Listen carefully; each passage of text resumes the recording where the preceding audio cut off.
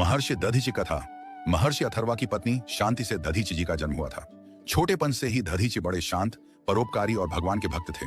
उन्हें भगवान शंकर का भजन करना और तपस्या में लगे रहना यही अच्छा लगता था। कुछ बड़े होते ही पिता से आज्ञा लेकर वे तपस्या करने चले गए और हिमालय पर्वत के एक पवित्र शिखर पर सैकड़ों वर्षों तक तप करते रहे। त्वष्टा के पुत्र वृत्रासुर ने जब देवताओं को हराकर स्वर्ग पर अधिकार कर लिया और देवताओं को उस असुर को जीतने का कोई उपाय नहीं सूझ पड़ा, तो वे भगवान नारायण की शरण में गए। भगवान नारायण ने देवताओं से कहा, वृत्रासुर को कोई भी किसी साधारण हथियार से नहीं मार सकता। वह पहले जन्म में शेष जी का भक्त था।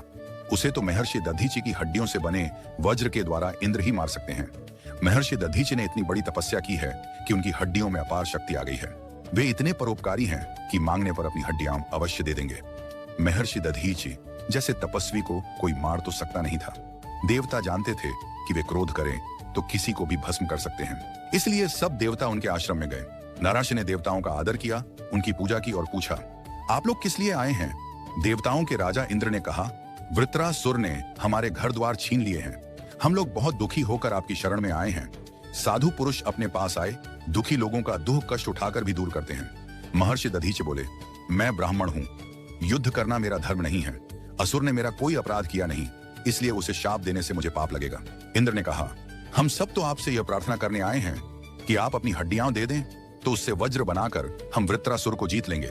प्रार्थना करके इंद्र चुप हो गए, लेकिन महर्षि दधीचि को बड़ी प्रसन्नता हुई। वे बोले, यह तो बहुत उत्तम बात है। मृत्यु तो एक दिन होनी ही है। किसी का उपकार करने में मृत्यु हो जाए, इससे उत्तम बात और क्या होगी। मैं अभी शरीर छोड़ रहा हूं, आप लोग मेरी सब हड्डियां ले लें।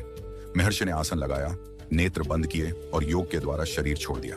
उनकी हड्डियों से विश्वकर्मा ने वज्र बनाया। उसी वज्र से इंद्र ने वृत्रासुर को मारा।